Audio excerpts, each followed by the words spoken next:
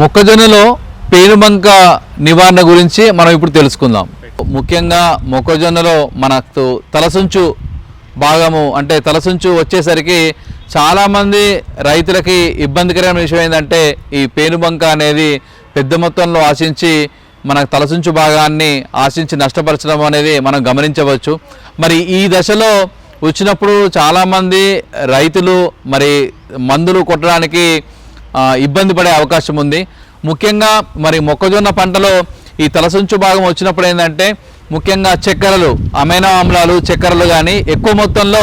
ఆకుల నుండి ఆ తలసుంచు భాగానికి చేరే అవకాశం ఉంది కాబట్టి అది చాలా తీపిగా ఉండే అవకాశం ఉంది కాబట్టి మరి ఆ భాగాన్ని ఈ పేనుబంక అనేది పెద్ద మొత్తంలో ఆశించి రసం పీల్చి నష్టాన్ని కలుగజేస్తుంది. మరి దీనికి గాను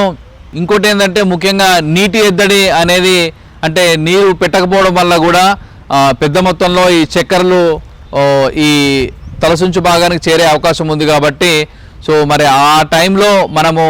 నీటి ఎద్దడి లేకుండా చేసుకోవడము, అలాగే ముఖ్యంగా రైతులు నత్రజని ఎరువుల్ని ఎక్కువ మొత్తంలో యూజ్ చేయడం వల్ల కూడా ఈ పేనుబంక అనేది ఎక్కువ మొత్తంలో ఆశించి నష్టాన్ని కలుగజేస్తుంది. కాబట్టి మరి ఈ యూరియా శాతాన్ని మనం తగ్గించుకోవడము, మనకి ఇక పురుగు యొక్క ఉధృతి మనకు కనబడినట్టయితే తొలి దశలోనే మనము ఈ ఎల్లో స్టిక్కీ ట్రాప్స్, పసుపు రంగు జిగురు అట్టలు కూడా మనము అక్కడక్కడ వేలాడదీసినట్టయితే చాలా వరకు ఈ మొక్కజొన్నలో ఈ తలసుంచు భాగంలో వచ్చే ఈ పేనుబంకను మనం చాలా వరకు తగ్గించుకునే అవకాశం ఉంది. అలాగే ఇక రసాయన మందులు చూసుకున్నట్టయితే మనకు ఫ్లోనికామిడ్ అనే మందును 0.3 గ్రామ్స్ లీటర్ నీటికి, లేదా పిప్రోనిల్ అనే మందును 2 ml లీటర్ నీటికి, లేదా ఎస్టామపిడ్ అనే మందును 0.2 గ్రామ్స్ లీటర్ నీటికి కలిపి మనము ఈ పిచికారి చేసుకున్నట్టయితే చాలా వరకు మొక్కజొన్నలో వచ్చే